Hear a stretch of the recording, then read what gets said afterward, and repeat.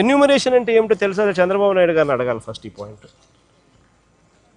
అసలు ఎన్యూమరేషన్ అనేది పంట పొలాలకు ఎందుకు రావాలా, ఎందుకు చెయ్యాలా అనేది ఒకసారి గమనించండి. సరే, ఇది గాలుల వల్ల, వర్షాల వల్ల, తుఫాను వల్ల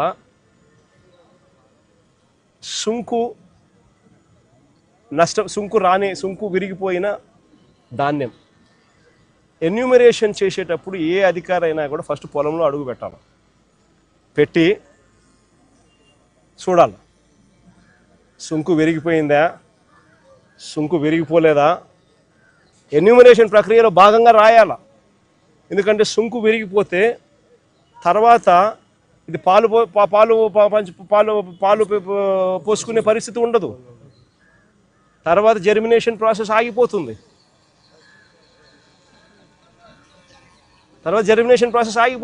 పాలు పోసుకునే పరిస్థితి ఉండదు సుంకు విరిగిపోతే. సో సుంకు విరిగిపోయిందా లేదా అని చూడాలి, పొలంలోకి వచ్చి దిగి చూడాలి ఎన్యూమరేషన్ చేసేవాడు. ఇది చూడకుండా, ఇది చెయ్యకుండా ఎన్యూమరేషన్ అయిపోయిందని అంటారు. ఇలాంటి వాళ్ళు ఎవరైనా ఇలాంటి వాళ్ళు ఎవరైనా కూడా ఎన్యూమరేషన్ మాది జరగలేదు, మా దగ్గరికి ఎవడు రాలేదు అని అంటే వెటకారం చేసి మాట్లాడుతున్నారు వాళ్ళను. ఎన్యూమరేషన్ మాత్రం జరగదు. ఇంత దారుణంగా పంట జరుగుతుంది. పైగా ఇంకోటి ఏమంటున్నారో తెలుసా? ప్రతి రైతుకు ఈ మాదిరిగా అగ్రికల్చర్ ఆఫీసర్లు డైరెక్ట్గా ఈ మాదిరిగా మెసేజ్లు పంపించడము, ఈ మాదిరిగా ఆర్బీకేల దగ్గర నుంచి అగ్రికల్చర్ ఆఫీసర్లతో రైతులకు చెప్పిస్తూ ఉన్నారు. ఏమని? మీరు గన ఈ పత్రాలు సమర్పించిన వారి పొలాలకు మాత్రమే పంట నష్టం జాబితా తయారు చేయబడును. ఆఖరి తేదీ అక్టోబర్ 31వ తేదీ కావున శుక్రవారం మధ్యాహ్నం 3 గంటల లోపు తీసుకొచ్చి ఈ డాక్యుమెంట్లు మాత్రమే స్వీకరించబడతాయి. తర్వాత ఇచ్చిన డాక్యుమెంట్లను తీసుకోబడవు అని ఒకవైపున మెసేజు.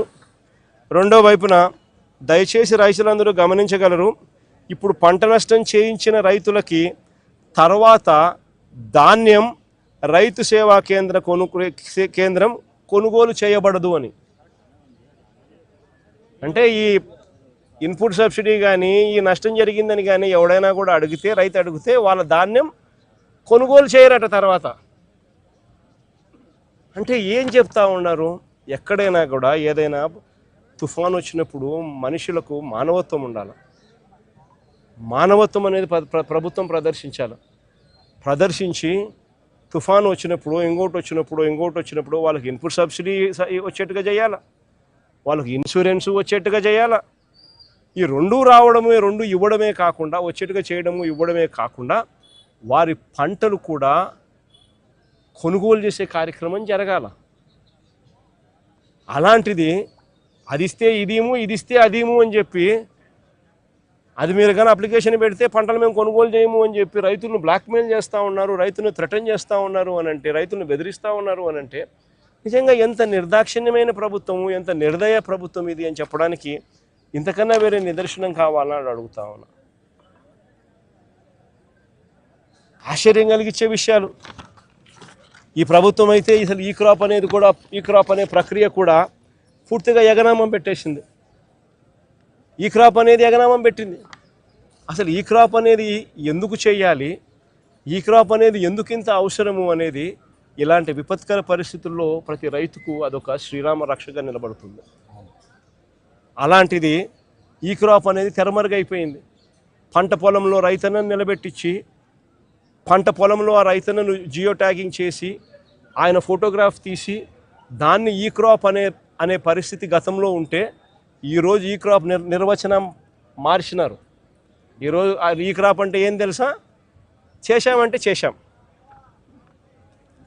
తెలుగుదేశం వాళ్ళకైతే ఏకంగా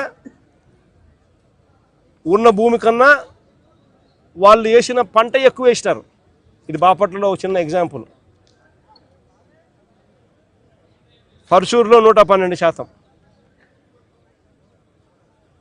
పంగళూరులో 114%, బల్లికరువులో 115%. బాపట్ల జిల్లాలో చిన్న ఎగ్జాంపుల్ చెప్తా ఉన్నా.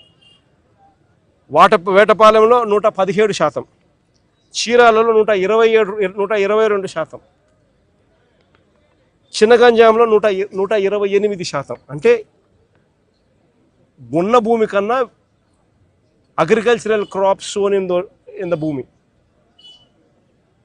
120 భూమి ఉండేది 100% అయితే నువ్వు 128% చూపిస్తూ ఉండవు. అంటే ఏ స్థాయిలో నువ్వు ఈ క్రాప్ అనేది నీరు గార్చావు అని చెప్పడానికి ఇది. ఈ ప్రభుత్వం పూర్తిగా రైతులను పూర్తిగా గాలికి వదిలేసిన పరిస్థితులు, ఇంత విపత్కర పరిస్థితులు కనపడతా ఉన్నాయి. ఇంత విపత్కర పరిస్థితులు కనపడతా ఉంటే, విపత్కర పరిస్థితులు జరిగిన రోజు ముఖ్యమంత్రి అనే వ్యక్తి ఏం చేస్తాడు?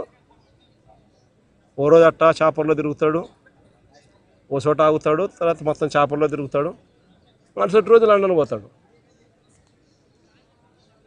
ఆయన కొడుకు ఇంకొక ఆయన ఆస్ట్రేలియా నుంచి వస్తాడు, వచ్చి మరుసటి రోజు ముంబైలో క్రికెట్ చూడడానికి పోతాడు. ఈడేమో మన రైతుల పరిస్థితి ఏమో ఏడవలేక,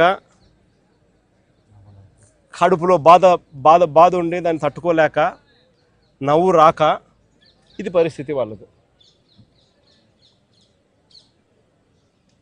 ఈ వారం రోజులు టైం ఇచ్చి వీళ్ళు ఏం చేస్తారు? మామూలుగా ఇంతకుముందు వైఎస్ఆర్సీపీ హయాంలో మా ప్రభుత్వ హయాంలో నేను ఒక మాట చెప్పేవాడిని అధికారులకు అందరికీ కూడా. ఏదైనా తుఫాన్ రాకమునుపు ఒక మాట చెప్పేవాడిని, తుఫాన్ రాకమునుపు అందరికీ స్పెషల్ ఆఫీసర్లను ఆ జిల్లాలకు వేసేవాళ్ళం.